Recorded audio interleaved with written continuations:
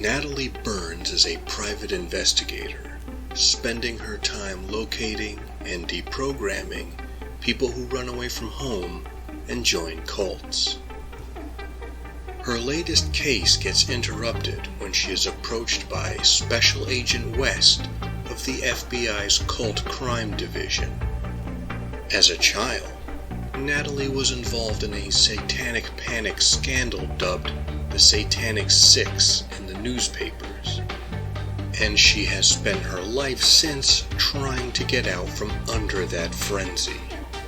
What she learns from Agent West is that others from the Satanic Six have recently been murdered, and he wants her help locating the remaining people, now adults, and getting them protection. Doubtful and reluctant, Natalie agrees, but as she travels with Special Agent West, she comes to believe there might really be a killer out there ready to target her next. Occult Detective October is a reading event created by MJ at Reading This Life. I'll have links in the description to her channel, along with all the co-hosts who are working the paranormal beat with her. Check out their videos when you get a chance, or the algorithm will recover false memories about them practicing dark rituals in the woods. Houses of the Unholy is more of a character study about the personal consequences of being so deeply ingrained and lost in a social movement. In some ways, and especially in Natalie's flashbacks, it has a similar atmosphere to Arthur Miller's The Crucible, where moral panic and unfounded accusations cause incredible destruction to individuals and the community.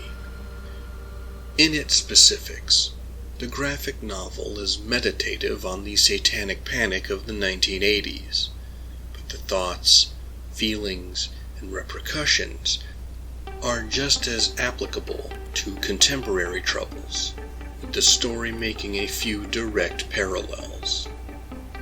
For many readers, these connections to fringe theories and doomsday hype men in the present will be readily apparent.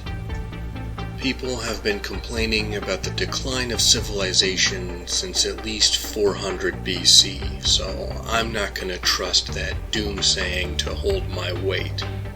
Brubaker and Phillips have explored this impending end-of-the-world attitude previously in their series, Reckless. The major difference being that in Reckless, Ethan believes in the inevitability of global destruction, but he chooses to spend his time trying to enjoy life and help people around him since the fate of the world is out of his hand. In Houses of the Unholy, the characters professing that the end is nigh are anticipating its arrival, having mostly given themselves over to extreme pessimism and nihilism. Now, if you're picking up this graphic novel looking for the supernatural shenanigans that often come with this genre, you'll be disappointed. There are not so much supernatural occult elements, eldritch terrors, or cosmic horror in the traditional sense. This story is more about what people believe and how those beliefs affect their outlook, choices, and behavior. The overall plot to Houses of the Unholy feels a bit loose, with characters sometimes taking actions that either don't seem to make much sense or appear convoluted, especially in hindsight. The secondary characters are not as developed as Natalie.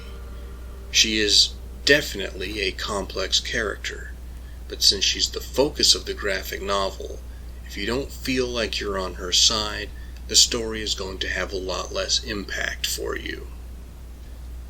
The art and coloring are as strong as Phillips and Phillips have done in the past. Natalie's flashbacks are showcased all in red, which is a bold and distinct choice that actually pays off in a visual way that comes to mirror the circumstances faced by characters in the present at the end of the story. This color choice also clearly delineates the past from the present, making it difficult for readers to not know which timeline they're reading.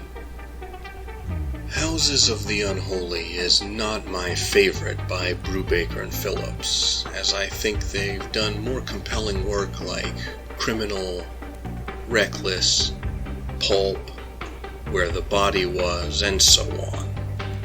As someone who lived through the satanic panic nonsense and much of the paternalistic, self-righteous overreaching since then, the book does mean something different to me.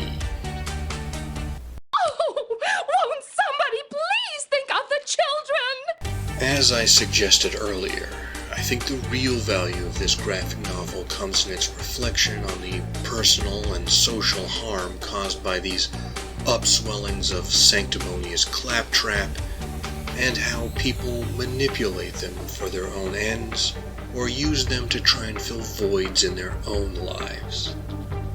I think the story also does a good job examining the psychological and social reasons why people do things like join cults or become engaged in online conspiracy theories. But what do you, the audience at home, think? Have you read Houses of the Unholy or other graphic novels by Brubaker and Phillips?